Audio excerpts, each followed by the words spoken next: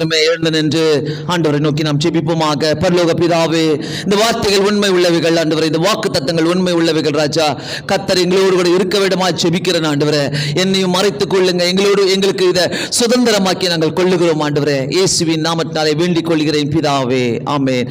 Price the Lord. ஆண்டவருக்கு நான் நன்றி சொல்கிறேன். ஒரு 4வது மாதத்தை நம்முடைய வாழ்க்கையில கர்த்தர் கொடுத்ததுக்காக ஆண்டவருக்கு கோடான கோடி ஸ்தோத்திரங்கள் நாம் ஏறெடுக்கலாம். இந்த மாதங்களை காணாதவர்கள் நிறைய பேர் இருக்கிறாங்க உலகத்துல. இந்த மாதத்துல எர்த்குவேக் போன மாதத்துல வந்தது நிறைய பேர் காணாம போயிட்டாங்க இந்த உலகத்துல. ஆனா கர்த்தர் நமக்கு போதுமானவராய் இருந்து நம்மளை வழி நடத்தினார். அதற்காக கோடான கோடி ஸ்தோத்திரங்கள். போகையிலும் வருகையிலும் நம்மோட கூட இருந்ததுக்காக ஆண்டவருக்கு நம்ம நன்றி சொல்லுவோம். இந்த காலை நேரத்திலையும் ஆண்டவர் நமக்கு கொடுத்திருக்கிற வாக்கு தத்தங்கள் உண்மையாகவே ஜபத்தோடு நான் கேட்டுக்கொண்டிருந்த போது இந்த வாக்கு தத்தம் என்னை அசைக்க வைத்தது. அதற்காக நான் ஆண்டவருக்கு நன்றி சொல்கிறேன். இந்த காலை நேரத்தில் வாக்குத்தத்த செய்தி இல்லை, 1ஆம் தேதி ஆனாலே வாக்குத்தத்த செய்தி. ஸோ இந்த வாக்குத்தத்த செய்தியை கேட்கும் போது நம்மளுக்கு இந்த வாக்குத்தத்தங்கள்லாம் வேணும் ஆண்டவரை நம்ம கேட்போம். ஆனால் இந்த வாக்குத்தத்தத்தை நம்முடைய வாழ்க்கையில எப்படி சுதந்திரித்துக் கொள்கிறோம்? நம்ம உண்மையாவே இந்த வாக்குத்தத்தங்களுக்கு சுதந்திரவாளிகள் தான் இன்னைக்கு வாக்கு தத்தமே நமக்கு. நம்ம எல்லா காரியங்களுக்கும் சுதந்திரவாளிகளாக இருக்கிறோம். அதை தான் நம்ம பார்க்க போறோம் இந்த காலை நேரத்தில். அந்த வாக்கு தத்தத்தோடு தான் கர்த்தர் நம்மோடு கூட பேச போகிறார். கலாத்தியர் எழுதின நிருபம் 4வது அதிகாரம் 7வது வசனத்தை நம்ம எடுத்துக்கொள்வோம். 7வது வசனம், கலாத்தியர் 4வது அதிகாரம் 7வது வசனம். ஆகையால் இனி நீ அடிமையாயிராமல் புத்திரனாயிருக்கிறாய். நீ புத்திரனே ஆனால் கிறிஸ்து மூலமாய் தேவனுடைய சுதந்திரமாயிருக்கிறாய். ஆமென், அல்லேலூயா. எனக்கு எங்க நான் தொடப்பட்டனாக்கா, நீ புத்திரனே, நீ கிறிஸ்து மூலமாய் தேவனுடைய சுதந்திரமாய் இருக்கிறாய். அந்த வார்த்தை நான் படிக்கும் போது, அப்போ கிறிஸ்துவின் மூலம் நம்ம தேவனுக்கு சுதந்திரவாளிகளாக இருக்கிறோம். ஆமென். ஸோ சுதந்திரமாய் இருக்கிறாய். அந்த வார்த்தை படிக்கும் போது ஒரு 1/2 மணி நேரம் உட்காந்து அழுதேன். நம்ம வாக்குத்தத்தம் சொல்றோம்ல, அந்த வாக்கு தத்தத்துக்கு உரிமையானவங்க நம்ம சுதந்திரித்துக் கொள்கிறோமா? அந்த வாக்கு தத்தம் நடக்கிற வரைக்கும் ஆண்டவரே நான் எப்படி இருக்கிறேன், அந்த வாக்கு தத்தம் தான் எனக்கு வேணும் ஆண்டவரே. அந்த சுதந்திரவாளி, நீ தான் சுதந்திரவாளின்னு உன்னை கூப்பிட்டு யாராவது சொல்லும் போது, நீ தான் இதை பார்த்துக்கணும் சொல்லும் போது எப்படி இருக்கும்? ஸோ அதாவது அந்த முன்னாடி வார்த்தை, ஆகையால் நீ அடிமையாயிராமல் புத்திரனாயிருக்கிறாய். அடிமையா இருக்கிறவனுக்கும் சுதந்திரவாளிக்கும் வித்தியாசம் உண்டு. நல்லா தெரிஞ்சுக்கங்க. ஸ்லேவுக்கும் ஒரு பெரிய பொறுப்புல இருக்கிற எஜமானுக்கும் வித்தியாசம் நிறைய உண்டு.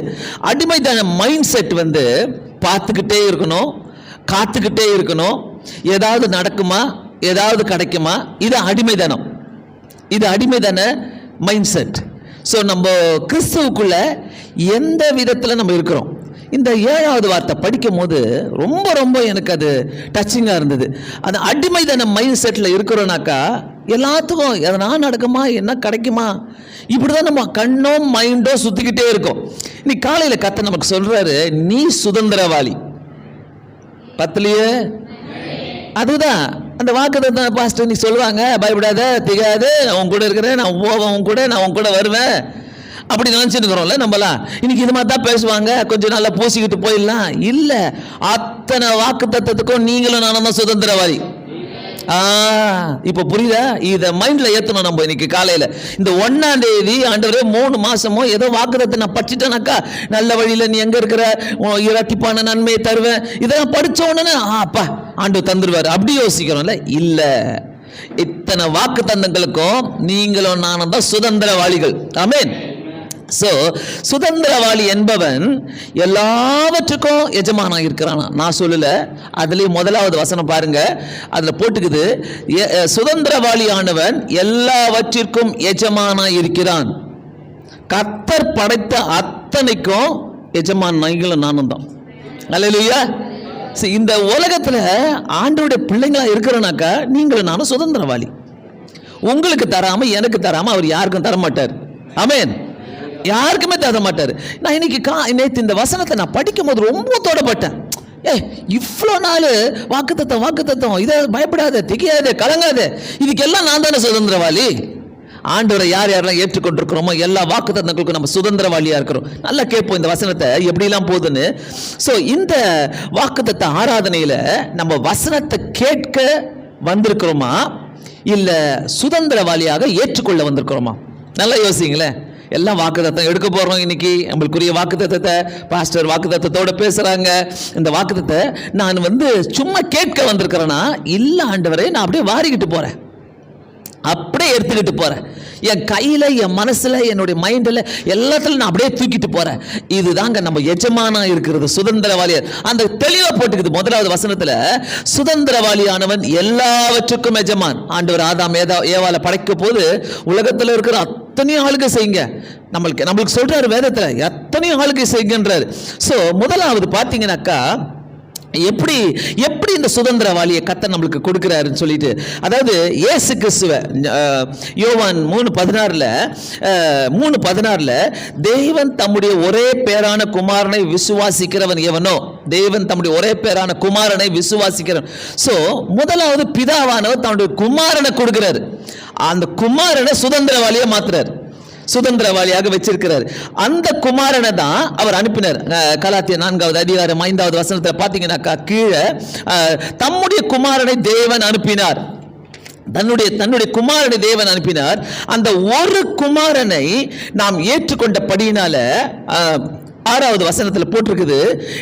6வது வசனத்தில் பாருங்க, நீங்கள் புத்திரராய் இருக்கிறபடியினால், அவர் குமாரனை ஏற்றுக்கொண்டதுனால, பிதா அனுப்பின குமாரனை ஏற்றுக்கொண்டதுனால நீங்கள் புத்திரராய் இருக்கிறபடியினால் அப்பா பிதாவே என்று கூப்பிடத்தக்கதாக தேவன் தம்முடைய குமாரனுடைய ஆவியை உங்கள் இருதயங்களில் அருளினார்.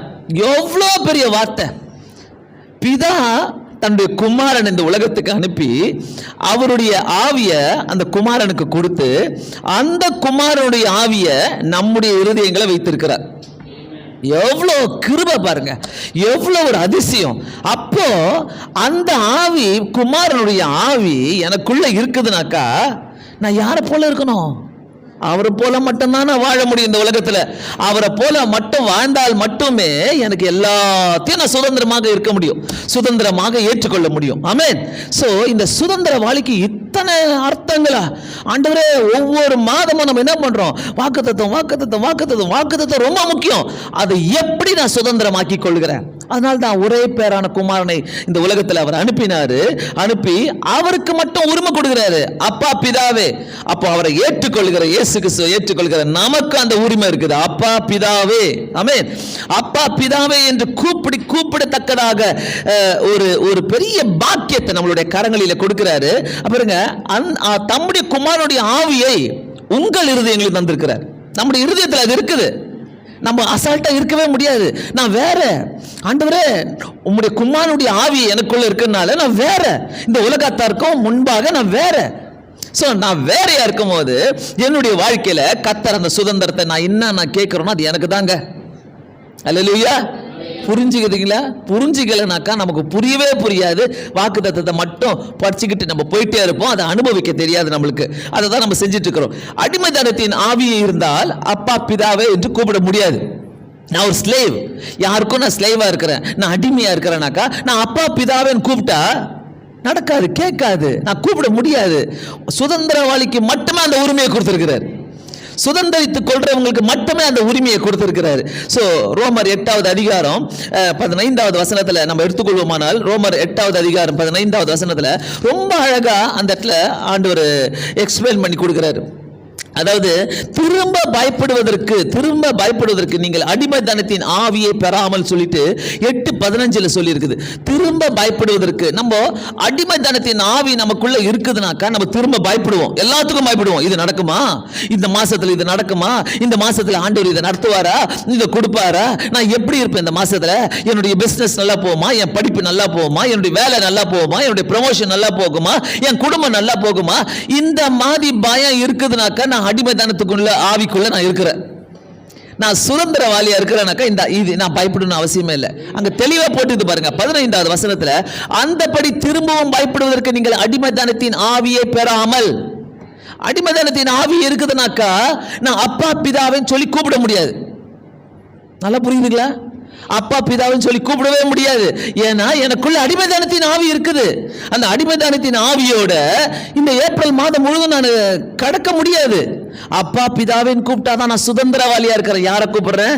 ஆண்டவராகிய இயேசு கிறிஸ்துவை கூப்பிடுறேன். நான் அவரை கூப்பிடும் போது அந்த அடிமைதானத்தின் ஆவி எனக்குள்ள கிடையாது. அடிமைதானத்தின் ஆவி பயத்தை கொண்டு வரும். எல்லாத்துக்கும் பயம்.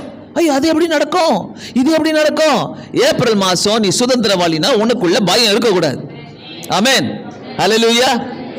ஏப்ரல் மாதத்துல கர்த்தர் உங்களுக்கும் எனக்கும் பெரிய காரியங்கள் திட்டங்களை வைத்திருக்கிறாரு. ஆனா நான் அடிமைத்தனத்திற்குள்ள இருந்தேனாக்கா நான் அப்பா பிதாவை அவரை கூப்பிட முடியாது. சுதந்திரவாளியாக நான் எல்லாவற்றையும் அனுபவிக்க முடியாது. அந்த அடிமைத்தனத்தின் ஆவிக்குள்ள என்ன இருக்குமா? பயம் இருக்குமா? நல்லா போட்டிருக்குது. அந்த பயத்தின் ஆவி, அந்த பயத்தின் திரும்பவும் பயப்படுவதற்கு நீங்கள் அடிமைத்தனத்தின் ஆவி.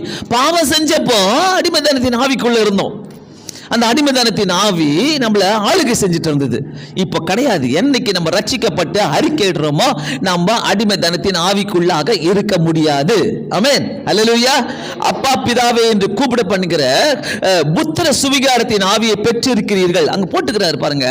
அதே இதுல 15வது வசனத்துல எது நம்ம கலாத்தியர்ல படிக்கிறோமோ இங்கேயும் அது எழுதி இருக்குது. அப்பா பிதாவே என்று கூப்பிட பண்ணுகிற புத்திர சுவிகாரத்தின் ஆவி.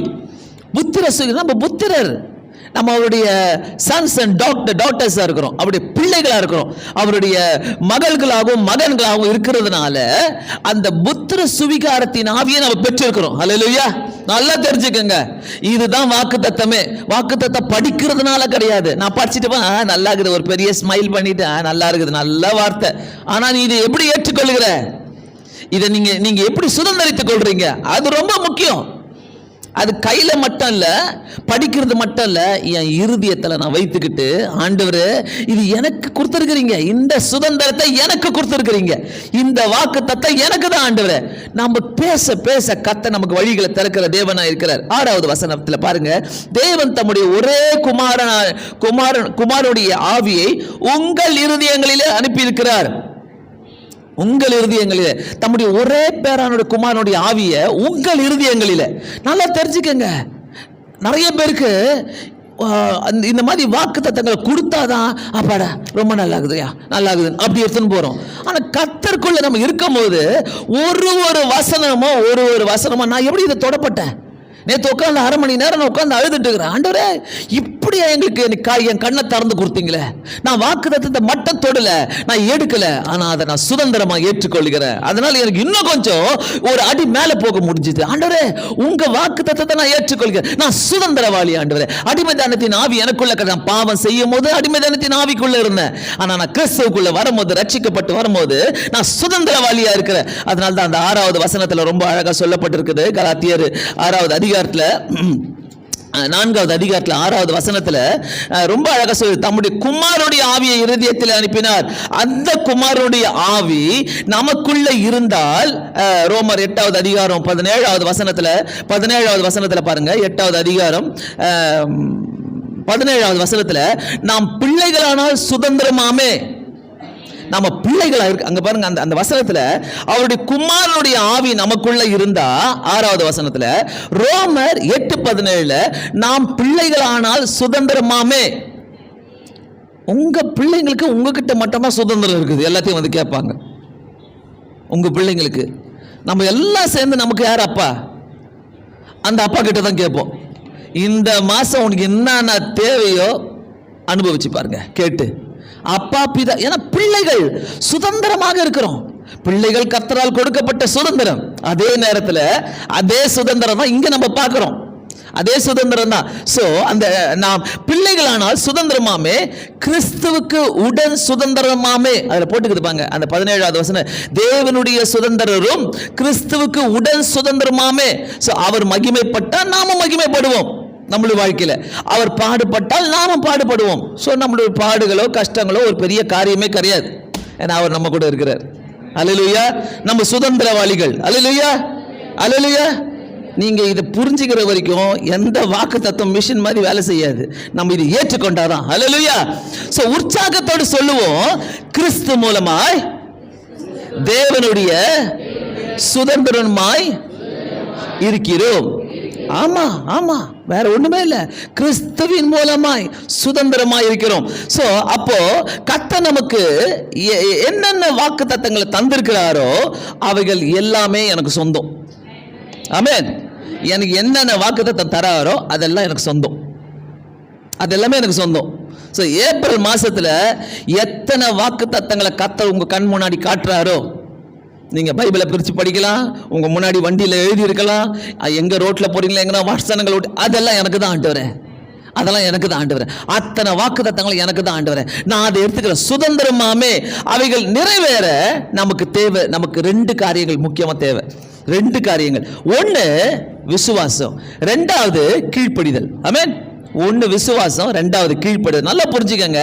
எபிரேயர் எழுதின புஸ்தகம் எபிரேயர்ல ரொம்ப அழகா போட்டுக்குது. நீங்கள் அசதியா இராமல் வாக்குத்தத்தமான ஆசீர்வாதங்களை விசுவாசத்தினாலே நீடிய பொறுமையினாலும் சுதந்திரித்துக் கொள்ளுகிறவர்களை பின்பற்றுங்கள். ஆமென், ஆமென். ஒன்றும் அப்படியே முழிக்காதீங்க. ரொம்ப சிம்பிளான காரியம். மைண்டுக்குள்ள ஏறுற வரைக்கும் இது உங்களுக்கு புரியாது. ஏன்னாக்கா ஆண்டவர் சுதந்திரித்துக் கொள்ள சொல்கிறாரு. ஸோ நீங்க சுதந்திரித்துக் கொள்வதற்கு உங்களுக்கு முக்கியமான ஒரு மிஷன் தேவை, விசுவாசம். விசுவாசம் டூல்ஸ் இல்லாமல் யாரும் வேலைக்கெல்லாம் போக மாட்டாங்க. எதனா ஒரு பெண்ணாச்சும் நம்ம கையில் இருக்கணும், ஒரு பென்சிலாச்சும் நம்ம கையில் இருக்கணும், அப்பதான் புரியும். ஸோ இந்த விசுவாசம் இல்லாமல் நான் வாக்கு தத்தங்களை சுதந்திரித்துக் கொள்ள முடியாது. நோ. ஸோ முதல் காரியமே நீங்கள் அசதியா இருக்கக்கூடாது. உங்க விசுவாசத்தை எழுப்பி விட்டுட்டே இருக்கணும். வாக்குத்தத்தமானது ஆசீர்வாதங்களை விசுவாசத்தினாலும் நீடிய பொறுமையினாலும் சுதந்திரித்துக் கொள்ளுகிறவர்களை பின்பற்றுங்கள். நமக்கு முன்பாக எத்தனை பேருடைய சாட்சியை கேட்கிறோம். நான் இப்படி போனேன், இப்படி நடந்தது, நான் விசுவாசித்தேன், இத்தனை வருஷமா நான் விசுவாசத்தை ஜபிக்கிறேன், இது நடந்தது. ஏன்? நம்ம விசுவாசிக்கிறோம். அந்த விசுவாசம் ரொம்ப முக்கியம்.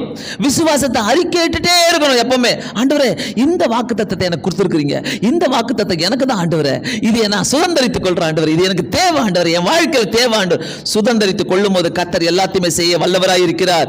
விசுவாசத்தோடு அறிக்கையிட்டுக் கொண்டே இருக்கணும். ஒரு காரியமும். எபிரேயர் 11வது அதிகாரம் 8வது வசனத்துல விசுவாசத்தினாலே ஆபிரகாம் தான் சுதந்திரமாக பெறப்போகிற இடத்திற்கு போகும்படி, பாருங்க, குழந்தை மட்டும் இல்ல ஆபிரகாமுக்கு அந்த வயசுல 100 வயசுல, ஆனா சுதந்திரமாக பெறப்போகிற இடத்திற்கு போகும்படியாக, சுதந்திரமாக நான் சுதந்திரமா அனுபவிக்க போறேன் அந்த இடத்தை. ஏன்னா அது கடவுள் உண்டாக்குன இடம், மனுஷன் உண்டாக்குன இடம் கிடையாது. நான் எங்க சுதந்திரமா இருக்கணுமோ அந்த இடத்துல கர்த்தர் என்ன வழி நடத்துவார். அல்லேலூயா. அதோட கர்த்தருடைய சித்தமா இருந்தா விசுவாசத்தினாலே ஆபிரகாம் சுதந்திரமாக பெறப்போகிற இடத்திற்கு போகும்படி தான் அழைக்கப்பட்ட போது கீழ்ப்படிந்து தான் போகும் இடம் இன்னதென்று அறியாமல் புறப்பட்டு போனான். ஆமென். இடம்லாம் தெரியாது, ஆனா கர்த்தர் என்ன கூப்பிட்டாரு, போ சொன்னாரு, நான் விசுவாசிக்கிறேன், நான் கீழ்ப்படுகிறேன். 2 காரியம். ஆண்டுடைய வார்த்தைக்கு நம்ம கீழ்ப்படியும் போது அற்புதங்களை செய்வார். ஆண்டுடைய வார்த்தைக்கு நம்ம கீழ்ப்படியும் போது அடையாளங்களை செய்வார். ஆண்டுடைய வார்த்தைக்கு நம்ம கீழ்ப்படிந்து விசுவாசத்தோடு நம்ம இருக்கும் போது அற்புதங்களை செய்கிற தேவனாய் இருக்கிறார். ஹல்லேலூயா.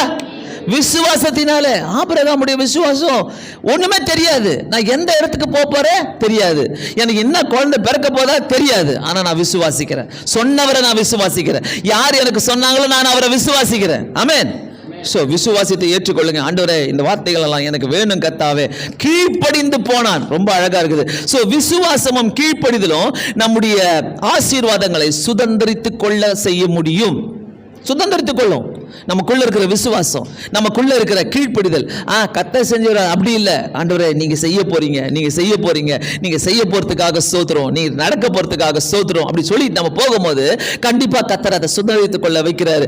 எபிரேயர் 11வது அதிகாரம் 6வது வசனத்துல விசுவாசத்தினாலே நோவா தற்காலத்தில் காணாதவைகளை குறித்து தேவ எச்சரிப்பு பெற்றான். ஆமென். தனக்கு தெரியாது, ஆனா நான் விசுவாசிக்கிற தேவன் யார் என்று தெரியும். அவர் சொன்ன வார்த்தை எனக்கு தெரியும். எத்தனை பேர் எத்தனை காரியங்களுக்காக ஜெபம் பண்ணி கொண்டிருக்கிறீங்க ரொம்ப நாளா, ஆனா நம்ம விசுவாசிக்கிறோமா? நடுவில் அவுட் ஆயிடுறோமா? இல்ல நடுவில் காணா போயிடுறோமா? இல்ல நம்மளுடைய விஷன் காணா போயிருதா? நம்முடைய தரிசனங்கள் காணா போயிருதா? என்ன காணா போகுது? கொஞ்சம் யோசிக்கலாமா? தயவு செய்து யோசிக்கலாமா? எந்தெந்த இடத்துல ஆண்டவரை நான் தொலைச்சிடுறேன் ஆண்டவர். நோவா அந்த காலத்தில் ஏற்பட போகிற காரியங்களுக்காக தேவ எச்சரிப்பை பெற்றார். மனுஷனுடைய எச்சரிப்பு இல்ல, தேவ எச்சரிப்பு. எந்த வானிலை அறிக்கையும் எச்சரிப்பு கொடுக்கல, ஆனா தேவ எச்சரிப்பை பெற்றான். ஆமென். தேவ எச்சரிப்பை பெற்றதுனால, விசுவாசத்தினால அவன் காணாதவைகளை குறித்து அது அவனுக்கு ஒரு தெளிவு வந்துச்சு. ஓ, இதுதான் நடக்க போதா? ஜனங்க நம்பல, அவன் நம்பினாரு. நோவா நம்பினார். நோவா நம்பினதுனால அற்புதங்களை பார்த்தார். அவருடைய பிள்ளைகளுக்கு அவர் நிச்சயம் செய்வார். நம்ம விசுவாசிக்கும் போது உங்களுக்கும் எனக்கும் அவர் நிச்சயம் செய்கிற தேவனா இருக்கிறார். ஆமென். நம்ம விசுவாசிக்கிறோம், கர்த்தர் எனக்கு இதை செய்ய போறார். கர்த்தர் தி பெஸ்ட் தான் கொடுக்க போறாரு. எவ்வளவு கொடுப்பாரு? குறைச்சு கொடுப்பாரா, கால் கொடுப்பாரா, ஃபுல்லா கொடுப்பாரா, அதெல்லாம் எனக்கு தெரியாது. ஆனா கர்த்தர் எனக்கு கொடுக்க போறார். கர்த்தர் எனக்கு சொல்லி இருக்கிறார். கர்த்தர் எனக்கு செஞ்சிருக்கிறார். அவர் திரும்பவும் செய்வார். ஒன் டைம் ஆஃபர் கிடையாது. இது ஒரு முறை மட்டும் ஆஃபர் பண்ண மாட்டார், ஆஃபர் பண்ணிக்கிட்டே இருப்பார். நீ விசுவாசிக்கிற நேரத்தில் ஆஃபர் பண்ணுவார். ஏன்னா வார வாரம் வந்து நம்ம எடுக்கிறோமே வாக்கு தத்தங்களை, டெய்லி நம்ம வாக்கு தத்தங்களை சொல்லி ஜோம் பண்றோமே. ஸோ அந்த ஆஃபர் வந்து எவ்ரிடே ஆஃபர். மனுஷன் கொடுத்தா ஒரு டைம் தான் கொடுப்பான், ஆனால் கடவுள் கொடுக்குறான்னா any time offer, any time. Amen. So இந்த எனி டைம் ஆஃபரை நம்ம யாருமே மிஸ் பண்ணக்கூடாது. உண்மையா இருந்து பாருங்க, நீங்க வாக்கு தத்தத்தை கிளைம் பண்ண முடியும். ஆண்டவருக்கு உண்மையா இருங்க. ஆண்டவருக்கு எல்லா விஷயத்திலும் நீங்க உண்மையா இருந்து பாருங்க, கர்த்தருக்கு உங்களை தெரியும். நீ மீட்டிங்கு போறியா, நீ ஜெபிக்கிறியா, நீ வந்து வேதம் வாசிக்கிறியா, நீ வந்து ஆண்டவரை உண்மையாவே நேசிக்கிறியா, இல்ல சர்ச்சுக்கு போறியா, எல்லா கூட்டங்களுக்கு போறியா என்பது அவருக்கு எல்லாமே தெரியும், எல்லாமே தெரியும். அதனால்தான் நீதிமொழிகள் 28வது அதிகாரம் 20வது வசனம் சொல்லுது, உண்மை உள்ள மனுஷன் பரிபூர்ண ஆசீர்வாதங்களை பெறுவான். அல்லேலூயா. அதாவது நம்ம ஆண்டவருக்குள்ள நடக்கிறோம்னாக்கா, ஆண்டவருக்குள்ள இருக்கிறோம்னாக்கா அப்படி போயிட்டே இருக்கலாம். நமக்காக பேசுகிறார், நமக்காக வேலை செய்வார், நமக்காக கிரியை செய்வார், நமக்காக எல்லாத்தையும் செய்வார். ஆமென். அதாவது அதில் போட்டுக்குது, உண்மையுள்ள மனுஷன் பரிபூர்ண ஆசீர்வாதங்களை பெறுவார். அல்லேலூயா. பரிபூர்ண என்னது? முழுசா எல்லாமே பரிபூர்ண ஆசீர்வாதங்களை பெறுவார். ஆமென். பரிபூர்ண ஆசீர்வாதங்கள் நமக்கு இருக்கும் போது, கர்த்தர் நம்ம கூட இருக்கும் போது பரிபூர்ண ஆசீர்வாதத்தை தருகிறவர் நீ சுதந்திரித்துக் கொள்ளும் போது. சோ நாம் கிறிஸ்துவுக்குள்ள இருக்கிறோம் என்றால் நமக்குள்ள இருக்கிற அந்த அந்த பழைய அடிமைத்தனத்தின் ஆவி நீங்கணும். நான் கிறிஸ்துவுக்குள்ள இருக்கிறேனாக்கா நல்லா புரிஞ்சுக்கங்க, அந்த பழைய ஓல்டு ஐடென்டிட்டி அது மாறணும். அந்த ஓல்டு ஐடென்டிட்டி இருந்துச்சுன்னா, பழைய அடிமைத்தனத்தின் ஆவி இருந்தா இந்த வசனங்கள் எல்லாம் கிரியை செய்யாது. நான் ஆண்டவரை தான் நம்பினேன், என்னன்னு தெரியலையே, நான் ஆண்டவரை தான் விசுவாசித்தேன், என்னன்னு தெரியலையே, இப்படிதான் பேசுவோம். நான் ஆண்டவரை நம்பினா அவர் செய்வார். ஆண்டவரை நம்புறவங்க வெளியில சொல்லிக்கவே மாட்டான் எதையுமே. ஏன்னா அவர் செஞ்சுக்கிட்டு போறாரு, அவர் என்ன செய்யறாரு செய்யட்டும், பார்த்துக்கலாம், அவர் தானே செய்யறாரு, நானா செய்ய போறேன் அப்படின்ட்டு நம்ம ரொம்ப அழகா சொல்லிக்கிட்டே போவோம். நல்லா கேளுங்க, இந்த இடத்துல ஆண்டவர் நமக்கு சொல்லும் போது சும்மா சொல்ல மாட்டாரு. அந்த அடிமைத்தனத்தின் ஆவியோட நம்ம கேட்கிறோம்னாக்கா, எனக்கெல்லாம் நடக்குமா, என்னெல்லாம் செய்வாரா, எனக்கு போய் செய்வாரா, இதெல்லாம் அடிமைத்தனத்தின் ஆவி. எனக்காக செய்வாரா, எனக்கு என்ன உயர்த்துவாரா, என்னை இப்படி வைப்பாரா, அப்படி இதெல்லாமே அடிமைத்தனத்தின் ஆவி. ஓல்டு ஐடென்டிட்டி நமக்குள்ள இருந்த அடிமைத்தனத்தின் ஆவி. ஆனா கர்த்தர் இங்க நமக்கு சொல்லுகிற ஒரு வார்த்தை என்னன்னா, அந்த ஓல்டு அடிமைத்தனத்தின் ஆவிய, பழைய அடிமைத்தனத்தின் ஆவிய நம்ம நீக்கி போடணும். அல்லேலூயா. இந்த வாக்குத்தத்தங்கள் நிறைவேறணும்னா இந்த ஓல்டு ஐடென்டிட்டி நம்மளை விட்டு போகணும், பழைய அடிமைத்தனத்தின் ஆவிகள் நம்மளை விட்டு போகணும். நான் இப்படிதான், நான் அப்படிதான், எங்க அப்பாவுக்கு இப்படிதான் இருந்தது, எங்க அம்மாவுக்கு இப்படிதான் இருந்தது, இல்ல ஆண்டவர் எனக்கு வரக்கூடாது, இல்ல ஆண்டவர் எனக்கு கிடையாது, இந்த ஏப்ரல் மாதம் இது எனக்கு கிடையாது, இந்த ஏப்ரல் மாதத்தில் இது எனக்கு கிடையாது. அடிமைத்தனத்தின் ஆவி இல்ல, ஓல்டு ஐடென்டிட்டி கிடையாது. ஆனா ஏன்னா இந்த பழைய அடிமைத்தனத்தின் ஆவி நமக்குள்ள இருந்துச்சுன்னா நாம் சுதந்திரிக்கவே முடியாது. சோ முன்பு நாம் பாவத்திற்கு அடிமையாக இருந்தோம், நியாயப்பிரமாணங்களுக்கும் அடிமையாக இருந்தோம். அதை பவுல் எழுதுகிறார், அழகா எழுதுறாரு. முன்பு நம்ம பாவத்துக்கு அடிமை, அந்த நியாய பிரமாணத்துக்கு அடிமையா இருந்த. ஆனா இயேசு கிறிஸ்து என்னைக்கு சிலுவையில் ஏறினாரோ, என் பாவங்களுக்கு ஏறினாரு, என்னுடைய பாவங்களை மன்னிக்கிறதுக்காக, என் பாவங்களை அவருடைய காலடியில கொண்டு வரதுக்காக தான், பிசாசு அவர் அடிச்சு தொடுத்துவதற்காக தான் அவர் சிலுவையை ஏறி வெற்றி சிறந்தார். ஆமென். சோ திரும்ப திரும்ப நம்ம என்னைக்கு விட்டு கொடுத்துட்டோமோ, ஆண்டவரே அந்த அடிமைத்தனத்தின் ஆவி எனக்கு வேணாம், இந்த பாவங்கள் எனக்கு வேணாம்னு சொல்லிட்டோமோ, திரும்ப திரும்ப நம்ம அடிமைத்தனத்தின் ஆவிக்குள்ள போக கூடாது, பாவத்துக்குள்ள போகவே கூடாது. நல்லா புரிஞ்சுக்கங்க, ஆண்டுடைய வாக்கு தத்தங்கள் இன்னைக்கு கை ஃபுல்லா எடுக்க போறீங்க, இந்த மாதம் ஃபுல்லா நம்ம எடுக்க போறோம் வாக்கு தத்தங்களை.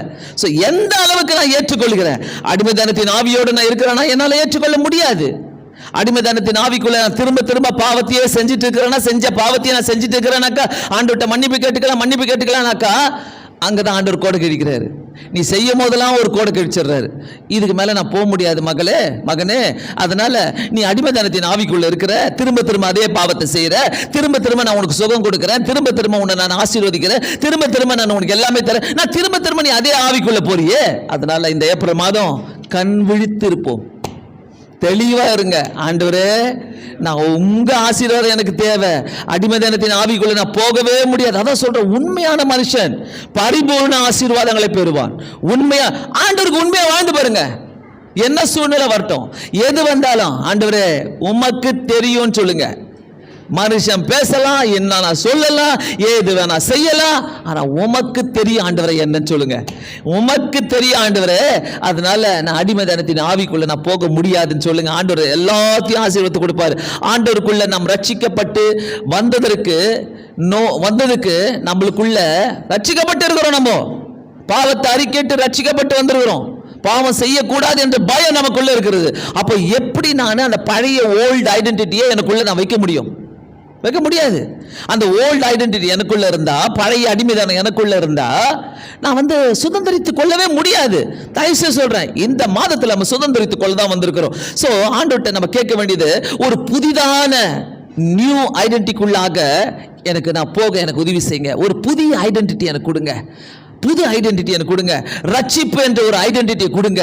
அது கூட விசுவாசம், அது கூட கீழ்ப்படிதல், இது எல்லாமே எனக்குள்ள இருக்குதுனாக்கா நான் நினைக்கிறதெல்லாம் நிறைவேறும். ஆண்டவரே, இந்த மாதம் ஃபுல்லா நினைக்கிறதெல்லாம் நிறைவேறும். இது மூணு தான் ஆண்டவர் டிமாண்ட் பண்றாரு. இது மூணு ஆண்டவர் ரொம்ப விரும்புறாரு.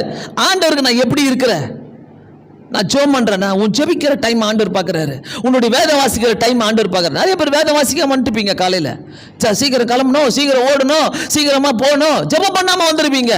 ஜெபம் பண்ணாம நம்ம எப்படி இந்த வாக்குத்தத்தத்தை நம்ம எடுக்க முடியும்? அதெல்லாம் ஆண்டவர் கேட்கிறாரு. சுதந்திரவாளியுமாமே நான் தான். அதனால ஆண்டவர் கேட்கிறாரு. ஸோ அந்த பழைய ஐடென்டிட்டி, பழைய அடிமைத்தனம் எனக்குள்ள இருக்கக்கூடாது.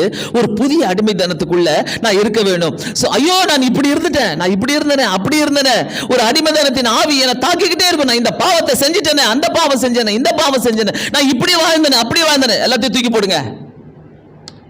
போன மாசத்தோட நம்மளுக்கு பழைய மாசம் முடிஞ்சிச்சு. இந்த ஃபைனான்சியல் இயர்னு சொல்லுவாங்க, அது முடிஞ்சிச்சு. புதிய ஏப்ரல் மாதம் ஒரு தொடங்கி இருக்குது, ஒரு அகாடமிக் இயர் தொடங்கி இருக்குது. நம்ம எப்படி வரணும்? ஒரு புதிய மனுஷனாக தான் வரணும். ஒரு புதிய கிளாஸுக்கு போறோம், ஒரு புதிய ப்ரமோஷனுக்கு போறோம், ஒரு புதிய ஆசீர்வாதங்களுக்குள்ளாக நம்ம போகும்போது நான் சுதந்திரித்துக் கொள்ளுவேன். அல்லேலூயா, நான் சுதந்திரித்துக் கொள்ளுவேன். இயேசு கிறிஸ்து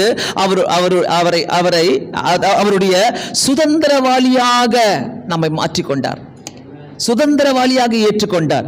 சோ அப்பா பிதாவேன்னு சொல்லி நம்ம கூப்பிடுறோம்னாக்கா அவர் கூப்பிடுறாரு.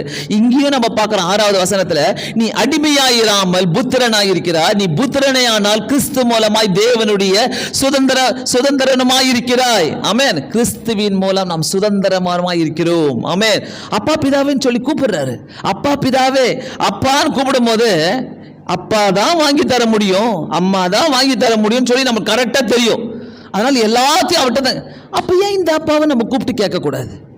எல்லாத்துக்கும் கேளுங்க. எல்லா காரியத்தையும் ஏப்ரல் மாசத்துல ஆண்டவரே இதெல்லாம் எனக்கு தான், நான் சுதந்திரித்துக் கொள்றேன், உங்களை பார்த்து கூப்பிடுறேன், நீங்க செய்ய வல்லவராய் இருக்கிறீர். அப்பா பிதாவே, நீங்க தான் எங்க அப்பா, நாங்க உங்ககிட்ட தான் கேட்போம் ஆண்டவரே, நாங்க உங்ககிட்ட தான் கேட்போம் ஆண்டவரே. டிமாண்ட் பண்ணுங்க. எவ்வளவுக்கு எவ்வளவு நம்ம உண்மையா இருக்கிறோமா, ஆண்டவரே நான் உங்ககிட்ட தான் கேட்பேன்.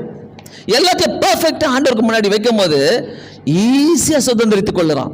ஆண்டவர் எல்லாருக்கும் செய்யறத நமக்கு செய்ய மாட்டாரு. அதாவது யாராலையும் செய்ய முடியாததான் நமக்கு செஞ்சு காட்டுவார். ஏன்னா அவர் தான் மகிமைப்படணும்னு ஆசைப்படுவார். அதனால உன் வாழ்க்கையில இல்லாத காரியங்களை தான் அவர் எழுதி கொடுத்து செய்வார். நான் செய்யறேன் பார், உனக்கு முன்னாடி போறேன் பார் சொல்லிட்டு செய்வார். சோ என்னுடைய ஆசீர்வாதம் உங்ககிட்ட தான்ப்பா இருக்குது. ஆண்டவர்கிட்ட சொல்லுங்க. எல்லா ஆசீர்வாதமும் அவர் தான் மலை போல வச்சுக்கிறார் நமக்கு முன்பாக. எல்லா ஆசீர்வாதங்களும் அவர் தான் வச்சிருக்கிறாரு. அவர்கிட்ட கேட்க மறக்காதீங்க, தயவு செய்து கேளுங்க. ஆண்டவரே கேட்டு பெற்றுக்கொள்ளுங்க. ஆண்டவர்கிட்ட அப்பா பிதாவே எனக்கு இது வேணும் கேளுங்க. ஆண்டவர்கிட்ட பெற்றுக்கொள்ளுங்க. என்ஜாய் பண்ணுங்க லைஃபை. ஏப்ரல் மாதம் முழுவதுமே ஆண்டவரே நான் என்ஜாய் பண்ணுவேன், ஏன்னா எனக்கு நீங்க சொல்லி இருக்கிறீங்க. ஆண்டவரே சந்தோஷமா போங்க, சந்தோஷமா இருங்க. கிறிஸ்து நமக்குள்ள இருக்கிறார்ல, பிலிப்பியர்ல சொல்லுது எப்போதும் சந்தோஷமா இருங்க, ஏன்னா நான் சுதந்திரவாளி. யார் சுதந்திரவாளி? இது இல்லை, அது இல்லை, இது குறை, அது குறை, இப்படி இருக்குது, அப்படி இருக்குது, எல்லாத்தையும் மூட்டை கட்டி தூரத்தில் வைங்க. எல்லாத்தையும் தூரத்தில் வச்சு, நான் சுதந்திரவாளி ஆண்டவரே, நான் சுதந்திரித்துக் கொள்வேன், அடிமைதானத்தின் ஆவி எனக்குள்ள இருக்குது. இல்லை ஆண்டவர், அப்பா கிட்ட போனாதான் கிடைக்கும். ஆமென். அப்பா அதனால தான் இளையகுமாரன், மூத்த குமாரன் இளையகுமாரன் ப்ராடிகல் சன் யார்கிட்ட கடைசியா போறாரு? அவர் பண்ணிக்கு கொடுக்குற அந்த சாப்பாடுலாம் சாப்பிட்டுட்டு கஷ்டப்பட்டுட்டு யார்கிட்ட வராரு? என் அப்பா கிட்ட போனா எனக்கு எல்லாமே கிடைக்குமே, நான் இப்படி வாழ்வேனா, இப்படி இருக்க மாட்டேனே, கஷ்டப்பட மாட்டேனே, எங்க அப்பா கிட்ட போறேன் நானு. போறாரு, மனசு உடைஞ்சி போறாரு. அவர் மனசுல அந்த ஆவி வந்து போறாரு. அப்பா பிதாவே, அப்பா என்னை மன்னிச்சிடுங்க. ஒரு வார்த்தை, என்னை மன்னிச்சிடுங்க, உமக்கு தெரியும். ஆனா திரும்ப திரும்ப திரும்ப அந்த ஓல்டு ஐடென்டிட்டிக்குள்ள போக கூடாது. ஆண்டவரே, ஒரு புதிதான ஒரு ஐடென்டிட்டி எனக்கு கொடுத்துருக்கிறீங்க, நான் சுதந்திரித்துக் கொள்ளுவேன். இன்னும் ஒரு முறை சொல்லலாமா? நம்ம எல்லாருமே அந்த 7வது வசனத்துல, கிறிஸ்து மூலமாய் தேவனுடைய சுதந்திரமாய் இருக்கிறாய், நான் கிறிஸ்துவுக்குள்ள சுதந்திரமாய் இருக்கிறேன். ஆமென். எல்லாத்தையும் எனக்கு தர போறாரு. யாருக்கெல்லாம் இந்த வசனம் புரிந்ததோ தயவு செய்து ஏப்ரல் மாதம் முழுவதும் சுதந்திரித்துக் கொள்ளுங்க. ஆண்டவர் எனக்கு இதை செஞ்சார், நான் ஜெபம் பண்ணிட்டு இருக்கிறேன் இத்தனை வருஷமா, இத்தனை மாதங்களா, இப்படி ஜெபம் பண்ற ஆண்டவர் எனக்கு செய்தாரு சொல்லுங்க. கர்த்தர் நமக்கு எல்லாவற்றையும் செய்து கொடுக்கிற தேவனா இருக்கிறார். கண்களை மூடி நாம் ஜெபிக்கலாம். ஆண்டவரே, எங்க கூட பேசின வார்த்தைக்காக ஸ்தோத்திரம் ஐயா. சுதந்திரவாளியாக எங்களை ஏற்றுக்கொண்டதுக்காக ஸ்தோத்திரம். இந்த வார்த்தைகள் அனைத்தையும் நாங்கள் சுதந்திரித்துக் கொள்கிறோம் ஆண்டவரே. எங்களுக்காக தான் ஆண்டவரே, நீ போகும் இடமெல்லாம் உனக்காக ஆண்டவரே, உன் பிள்ளைகளுக்காக நீ சுதந்திரித்துக் கொள்ளுவாய் என்று சொல்லி இருக்கிறீங்க. எல்லா ஆசீர்வாதங்களையும் ஆண்டவரே விசுவாசத்தோடு கீழ்ப்படுதலோடு சுதந்திரித்துக் கொள்ள எங்களுக்கு உதவி செய்யுங்க. இயேசுவின் நாமத்தினாலே வேண்டிக் கொள்கிறேன் பிதாவே. Amen. Praise the Lord. Amen. Hallelujah.